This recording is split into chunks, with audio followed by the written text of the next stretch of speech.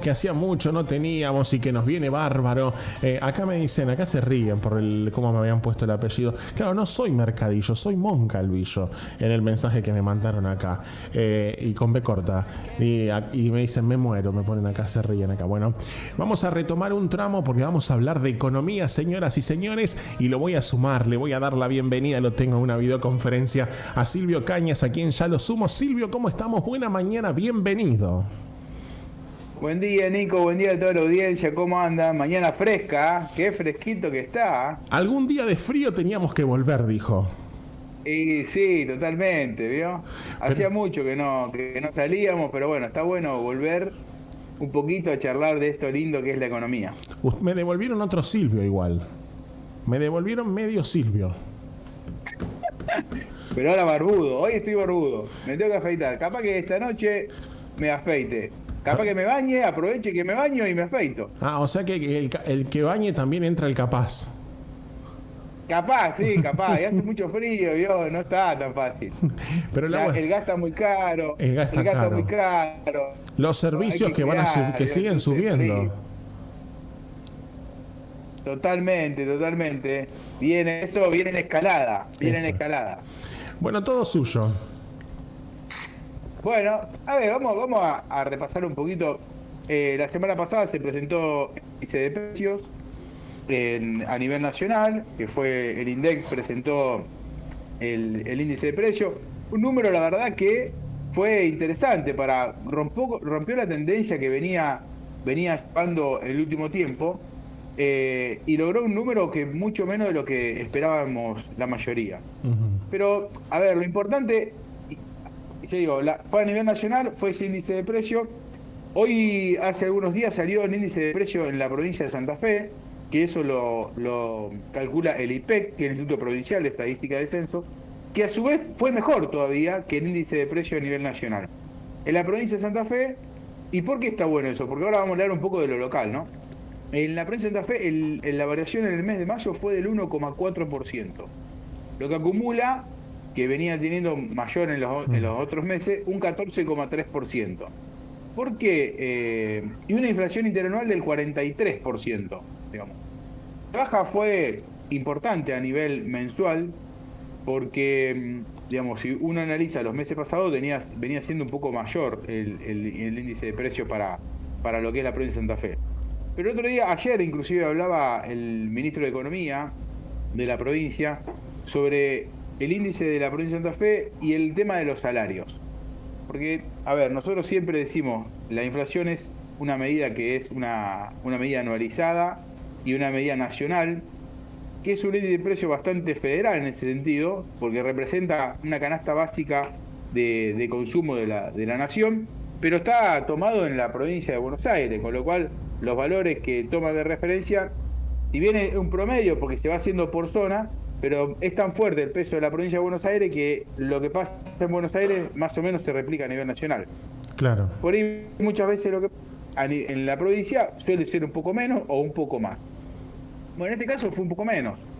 Y vemos que lo que viene pasando en el último tiempo con la provincia de Santa Fe es que los ratios de la provincia de Santa Fe son un poco mejor en el último mes y en el anterior, son un poco mejor que lo que pasa a nivel nacional.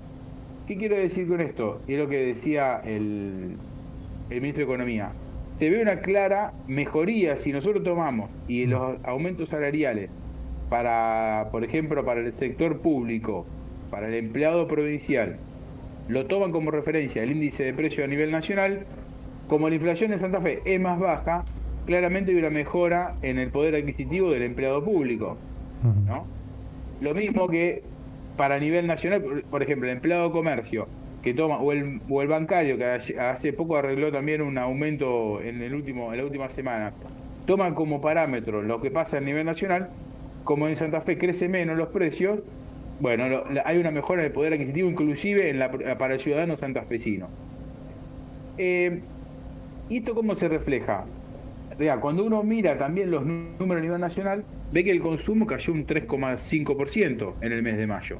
Entonces, ahí, de nuevo, a nivel nacional los números son un poco mayor, pero cuando empezamos a ver a nivel provincial, eso mejora, digamos.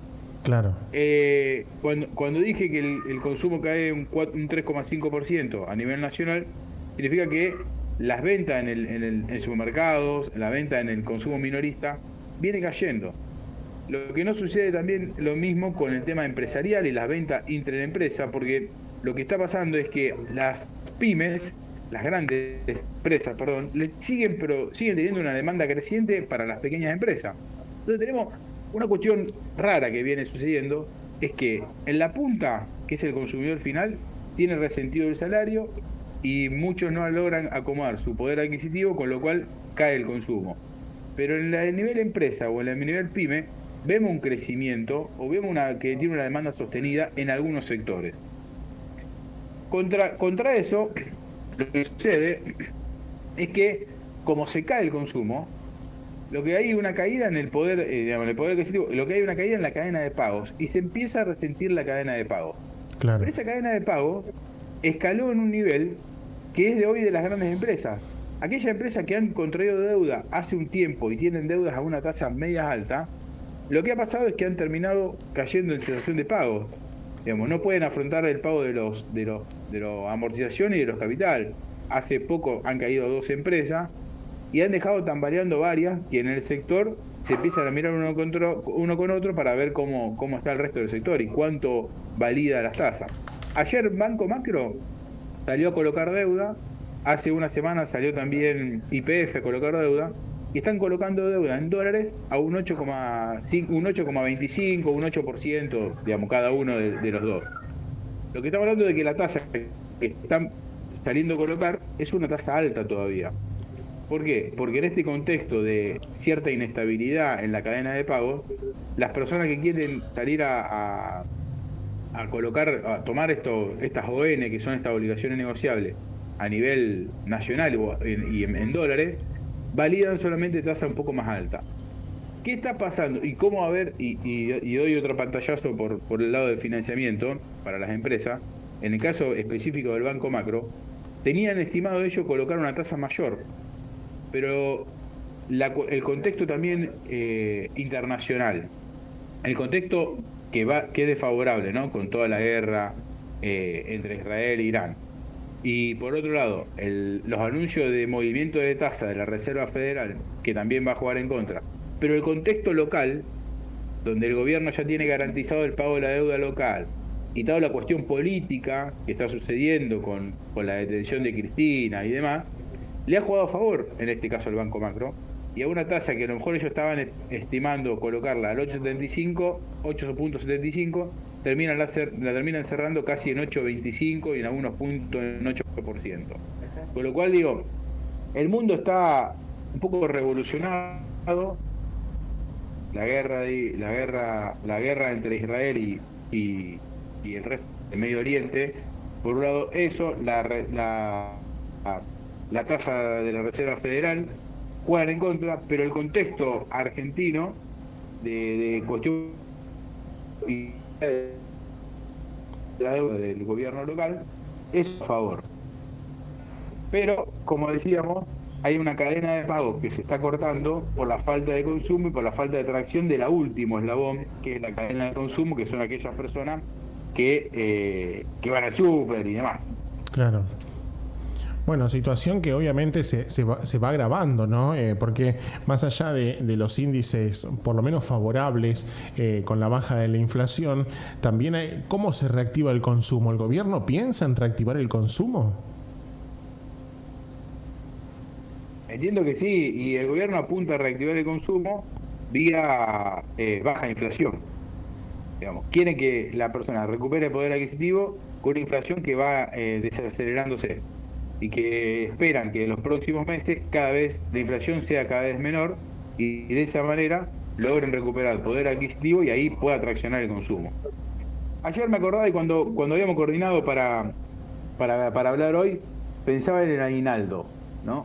Este mes es mes de pago de aguinaldo, y las personas se preguntan ¿qué hago con el aguinaldo? Claro. Entonces, ahí digo, iba a tirar algunos tips para ver qué hacemos con el aguinaldo. En realidad hay dos tipos de las personas que reciben aguinaldo, tienen dos grandes opciones. pagar deuda o invertir. En el primer tiempo, el que tenga alguna deuda que viene arrastrando y que no fue cancelando, pago el mínimo de la tarjeta, el aguinaldo es un buen momento para decir, saldo todo, dejo el borrón y cuenta nueva y arranco de vuelta el segundo semestre. Claro. ¿Por qué? Porque las tasas de financiamiento de la tarjeta de crédito están, si bien, como dije, la inflación está en baja y demás, la tasa de financiamiento de la tarjeta de crédito sigue siendo muy alta. Están alrededor del 80% y algunas superan el 100%. Entonces, es un buen momento para utilizar el aguinaldo para cancelar esos saldos deudores que tenemos en la tarjeta de crédito. Aquellos que están bien de deuda y que no tienen hoy la necesidad de cancelarla, ¿en qué invierten? Entonces, bueno, y ahí es donde se abre un abanico en distintas opciones. Para los más conservadores, el plazo fijo, que todavía la tasa a largo plazo, y cuando digo a largo plazo estoy hablando de por lo menos 90 días, es beneficiosa con respecto a la inflación, porque las tasas todavía sigue siendo alta con respecto a la inflación que se espera para los próximos meses. Entonces, si uno quiere hacer un plazo fijo, no conviene hacer un plazo fijo a 30 días, sino que conviene hacer un plazo fijo a 90. Esa es una inversión la más conservadora. Aquellos que digan, no, en este país donde el que apuesta al dólar pierde, como siempre de política, como eslogan, y saben que eso nunca sucede, y quieren comprar algunos dólares, el tipo de cambio hoy está bajo. La realidad es que hay dos miradas a eso. Se termina la época de la soja, o sea que el tipo de cambio, y se terminan también la baja en las retenciones de la soja, con lo cual a partir del 30 de junio la soja va a pagar más retenciones y con lo que implicaría que se va a liquidar menos soja, a su vez la poca que va quedando. Con lo cual puede haber una escasez de dólar en ese sentido y eso puede tender al aumento en el valor del tipo de cambio. Pero también todo este régimen que está haciendo el gobierno de el nuevo blanqueo más las políticas del RIGI y demás que está haciendo para fomentar la inversión, puede repercutir en una llegada nueva de dólares frescos para financiar todo este tipo de inversiones. Más algo de colocación de deuda que pueda hacer en el mercado internacional el gobierno, eso puede significar que pueda llegar a haber más cantidad de dólares. Con lo cual, ¿cuál puede ser el resultado para el tipo de cambio? Es un poco incierto y depende cómo siga el mundo y cómo siga la cuestión bélica en el mundo, si participa o no Estados Unidos y cómo participa Estados Unidos en esta nueva guerra que se está dando. Eso puede hacer que acelerar la llegada de inversiones a nuestro país o contraerla. Con lo cual el tipo de cambio creo que puede llegar a tener un poco de inestabilidad en los próximos meses en ese sentido, pensando en la incertidumbre que tenemos de que no llegan los dólares o se terminaron los dólares del agro. Y por último, otra de las opciones, como decíamos recién, el ejemplo del Banco Macro, son las tipos de inversiones un poco con más volatilidad en el mercado de capitales. Las ON, que son las obligaciones negociables, hoy resultan un buen nivel de inversión para aquellos pequeños ahorristas que quieren invertir desde $1.000 y quieren estar en dólares y quieren invertir desde $1.000. Puede ser una buena opción para apuntalar los próximos meses y tener una tasa que muchas veces son pagos semestrales y tener una tasa de interés interesante en dólares de acuerdo a las empresas. Y cuando miramos las empresas, y ahí hay que hacer un poco de foco, porque aquellas empresas que estén relacionadas a la energía, pensemos que siempre que hay conflictos bélicos en Medio Oriente, el precio del petróleo sube, con lo cual las energéticas pueden llegar a tener un crecimiento o un buen balance a fin de año con el crecimiento del precio del petróleo, y lo mismo que la industria financiera, como en este caso fue el Banco Macro, que también espera una buena rentabilidad para lo que queda del resto del año. Esas son un poco las opciones para qué hacer con el aguinaldo, aquellos que le pueda llegar a sobrar un pesito y aquellos que tienen que pagar deuda, que hagan la cancelación de la deuda de por lo menos el pago mínimo de la tarjeta de crédito. Claro, obviamente, cosa de que no se siga incrementando mayor la deuda también y obviamente empezar a aliviar un poco la espalda fiscal de cada uno, ¿no? Exactamente. Bueno, vamos a seguir hablando seguramente ya la próxima semana o la otra. ¿Cuándo nos vamos a encontrar de nuevo? Cuando usted quiera, yo ya estoy disponible. Ahora, por ahí la semana que viene ya me encuentro afeitado. Bueno, entonces la semana que viene a ver cómo lo encuentro. Si se bañó, si el tema del agua le llegó al cuerpo.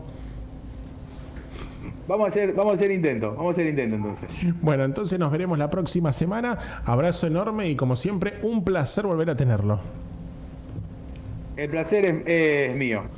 Hasta la próxima semana. Gracias, Un abrazo Silvio. para todos. Abrazo. Gracias, Nico. Saludos. Chau, chau. Chau, chau. Allí pasa charlando con nosotros Silvio Cañas, es economista y por supuesto analizamos estas opciones de lo que se viene también, ¿no? Qué importante, ¿qué hacer con el aguinaldo? Aquellos que vos me decís, no lo tengo gastado, no tengo pensado qué voy a hacer con el aguinaldo, bueno, acá está la opción entonces también, si tenés que saldar deuda, bueno, metele con esa porque es la mejor opción y si no, bueno, también algunas opciones de inversión. 33 de las 11.